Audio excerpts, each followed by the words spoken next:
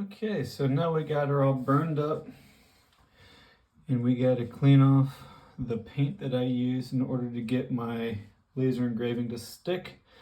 So this is currently in my sink, and this is how we clean off our paint.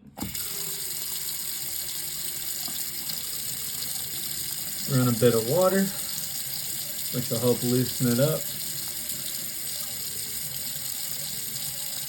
And then I've got a Mr. Clean Magic Eraser. Well, actually I've got an off-brand that does the exact same thing for like cents on the dollar for what they cost.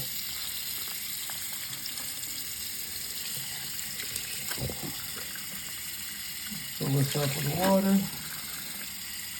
Get it nice and saturated. And that should be good enough. We'll cut that off for now.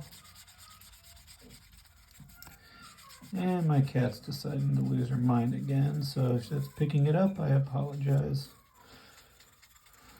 And now we just scrub away on all the flat surfaces.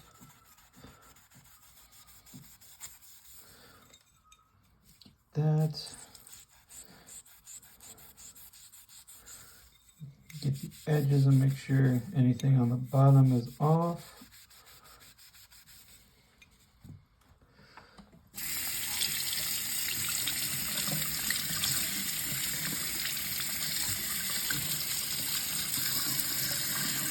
And let's get this down here. There is our engraving for Ohio. It does beat my sponges up a little bit because this was brand new, but that's why I buy them in bulk and get them cheap. With that, I'm gonna go grab some glass cleaner and a microfiber cloth, clean this up. Actually, no, I'm not gonna do this on camera. After I'm done with this, all I do is, because this is gonna go in the sign, take a razor to these guys here, knock all 4 of those off, clean it down with some glass cleaner is the last step. And then we'll head out to the barn and you can see everything else from there. So we'll see you out there. What's up, YouTube? So I'm doing a couple of videos today. So yeah, trying to get a few in the bank while I'm working on this. So for today, we got 3.5 inches. Should be 3.5 square. It's a little glass coaster. If you didn't know, the OH and Kevin Craft is for Ohio. I was asked to make a few signs for one of the stores I'm in. They wanted to feel kind of old, so I got some reclaimed weathered. What does it even say? Nope, it doesn't say the type of wood, just reclaimed weathered barn siding. So I got a couple pieces. I'm gonna make a few of these, and next week once I get paid and have a little more money, probably gonna grab a few more. So for this, or for doing these rather, these are really thick actually. They're about 1 1/8 wide and 3/4 inch wide. So you always need to know how the width of your board so you know how deep all your cuts need to be. So my coaster's 3.5 inches square. This is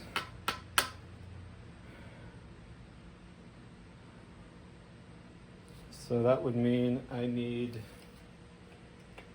how long on this? Oh, well, I think I gotta trim the end, get everything nice and square for when I get my mental math done. So we're gonna square this up right now.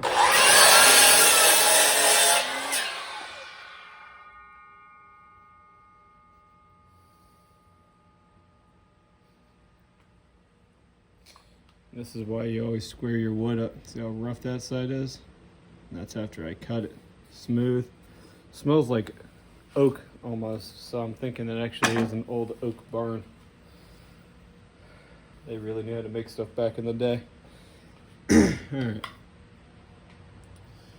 So if I set that in 1/8 inch, that would be what? 3 3/3. I need 3 3/8. I'm gonna guess 4.5, and we'll see if I'm right. That's what my gut says it should be, and I don't have a pencil. That could be a problem. Well, I got a marker.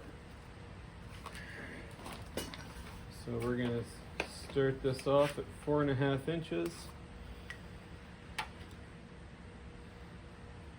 which is right there. Don't judge me, these are also what I use to color tops. I just don't use pink that much, so it happens to be back in the back of the barn where these two saws happen to live. And to do this, you always cut on this. I measure, so this mark on this side is right at 4.5, so if my blade hits right there, I'm good. And if it's not perfect, it's not perfect. It's not the end of the world. I don't sweat that. I don't sweat that stuff.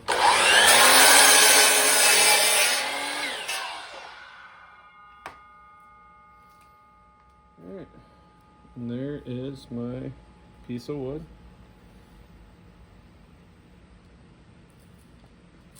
I want these tags off it. This side looks kind of nasty. That side looks a little nasty. That side's prettier, so this is going to be what it stays on the outside. And this is, I believe, about 5 inches wide. Yep. Trying to think, if I do these in 3/4 inch strips,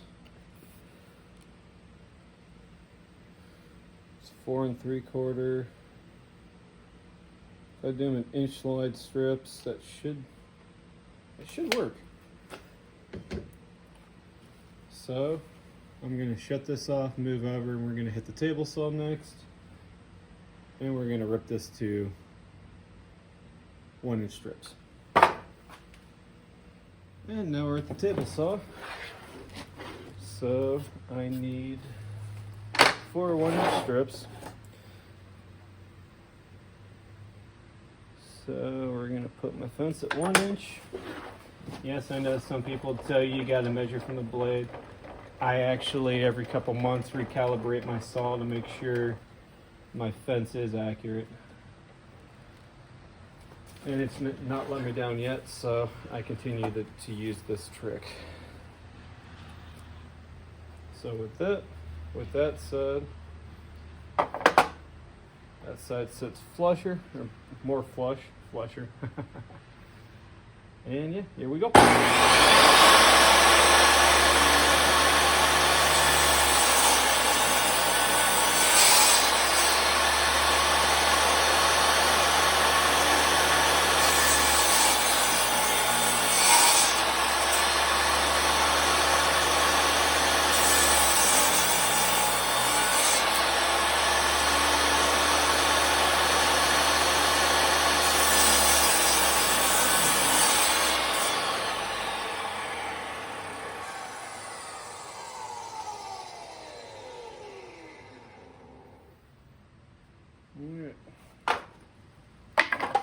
That's some really pretty wood. Now I gotta go grab my tape measure because I didn't bring that over. And I need to reset my blade height down to about an 1/8 inch or so.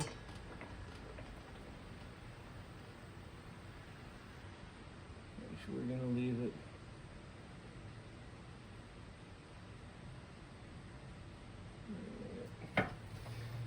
That's about a 1/8 inch, maybe a 32nd over. Should be good. No. Well, now that I'm looking at this, I don't want this to be on the outside. I have this facing out, although I'd rather have that face in, so we're gonna set this 1/4 inch in. I don't like that. Let's go with, not that it really matters.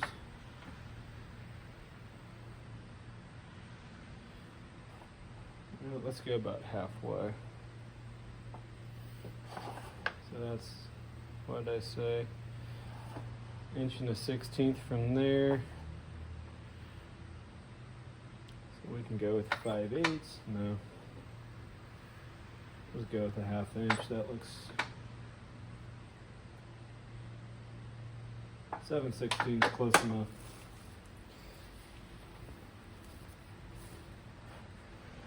Alright, and now we're just going to rip a quick little slice through the bottom of this.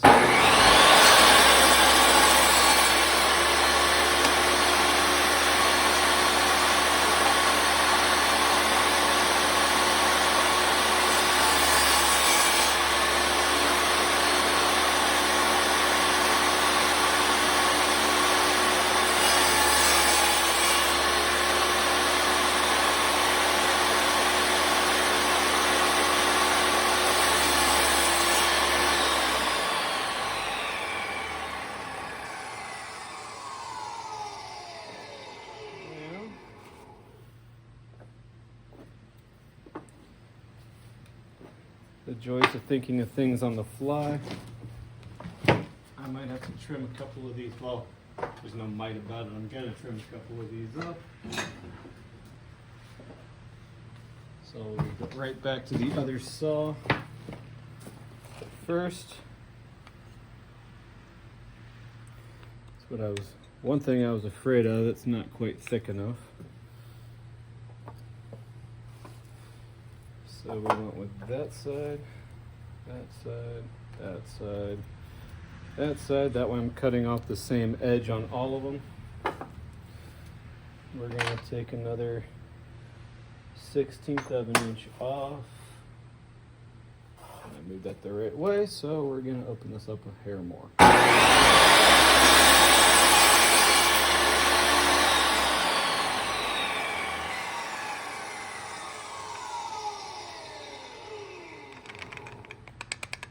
Actually a little bit more than I needed, so that one will be a little loose, but it won't matter. We're going to back this off about a 32nd, split the difference, and try it here.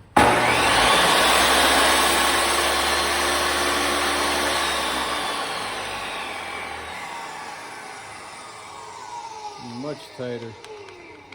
Has a little play, which is what I want. I don't want it to be super hard to assemble, but at the same time I also don't want it to be super loose and rattle anytime something moves.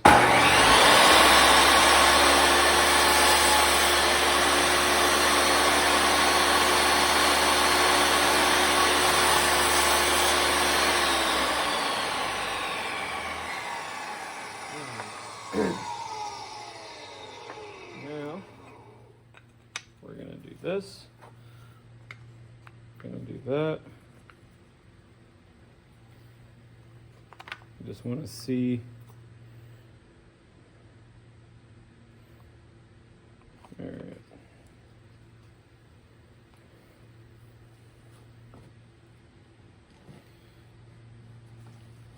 Four and a half might have been a little bit too much, but that's also why this is actually going to be a test fit, and just to give you an idea of how to do stuff like this if you're interested. Once I get the final dimensions, I might actually be a bit of a jerk and not even give those ones out. Because, yeah, critical thinking is something not enough people know how to do.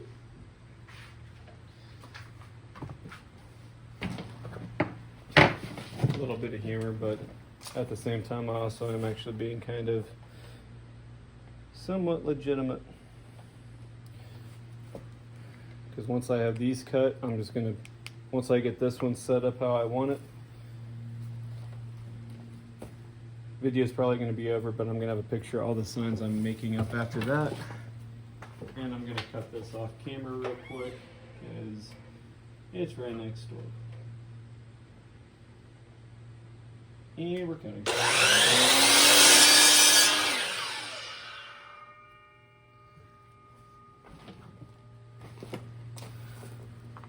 Alright. There's that. Perfect. And my cutoff piece is not going to be quite long enough. So we're gonna cut another one. Exactly the same.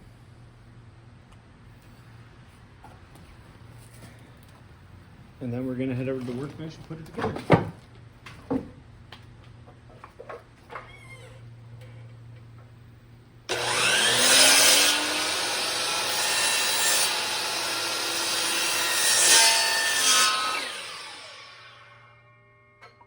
And yeah, I'm definitely starting to smell oak. This is definitely an old oak barn.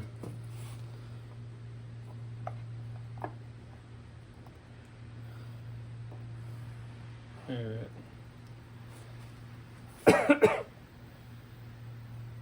Okay. Now that I got all this, I know what I just got to remeasure the sides. Cut that up. And yeah.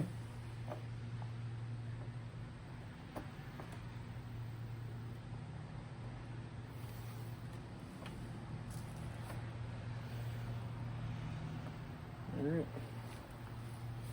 Measure that up and then we'll write these numbers down.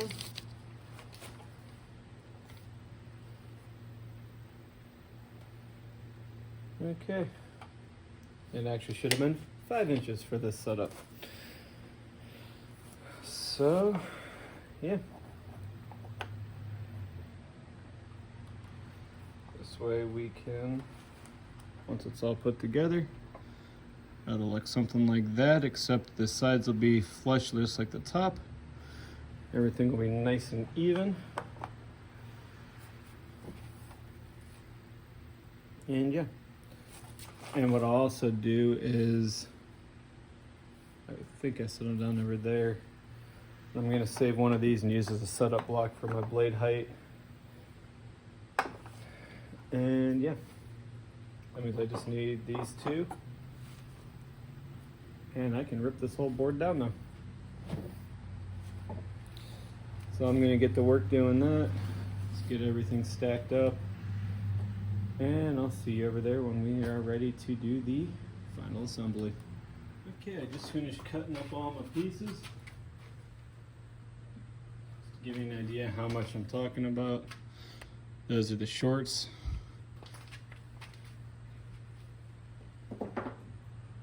Didn't want to deal with the time lapse because the way I get moving when I'm getting a rhythm, I tend to run things over. And there ain't much room back by my saws right now. Alright. Nail gun's ready.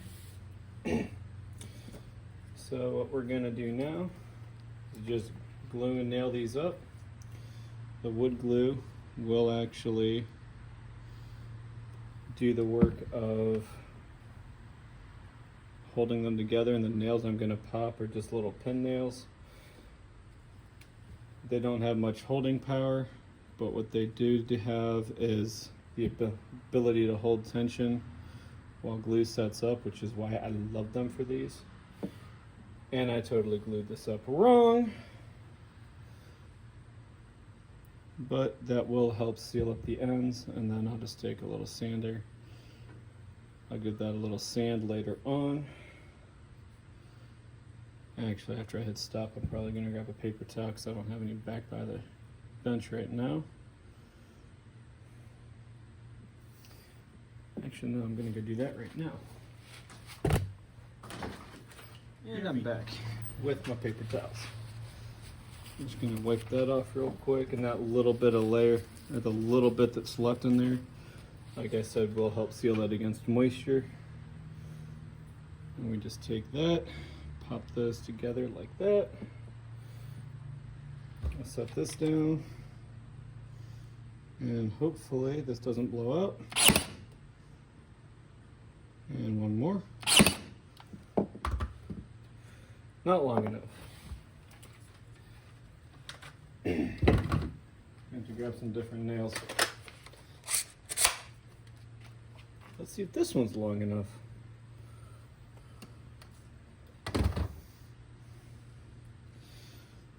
Alright.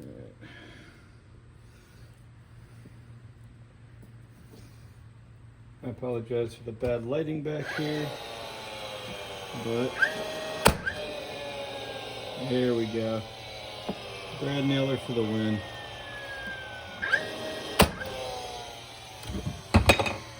Alright.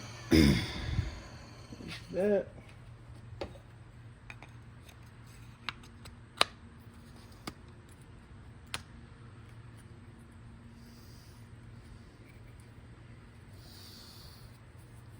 That in there like that.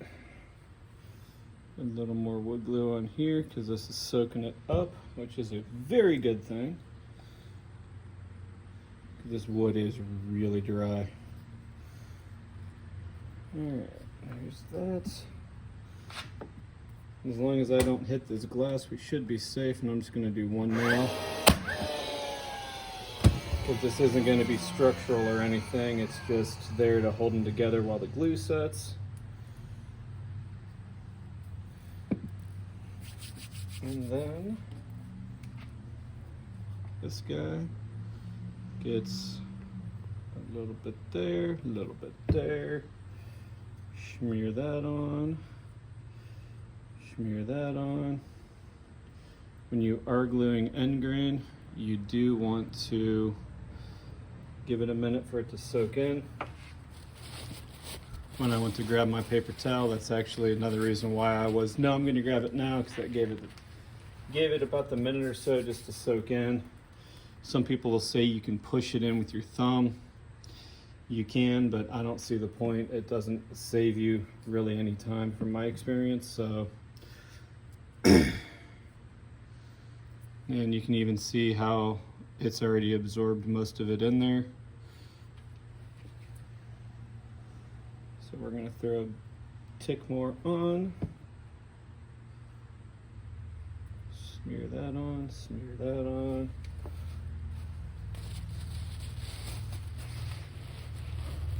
I'm trying to not have to sand this because I want it to be rough and to not lose the rough look of the wood. Because if I sand it, I'll take it down to clean wood and then I lose the old farmhouse-like look, and that's what I want, which is why I'm taking the time to wipe everything down.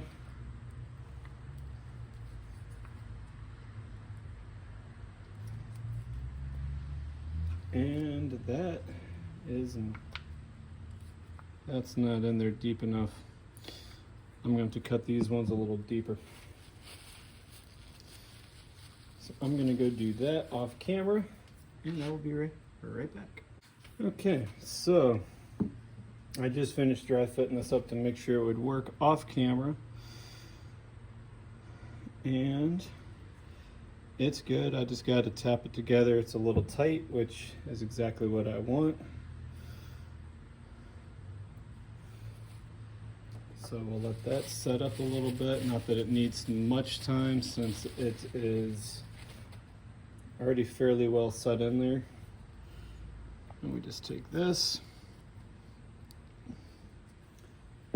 pop this in. Ow, I just pinched myself. Take that up in. Not quite centered right, but when I'm going to recut the depth on that one. And yeah. Then we'll just pop a couple nails and this is actually done. One. Two. And there we go. And that's how you can make a little glass engraved frame.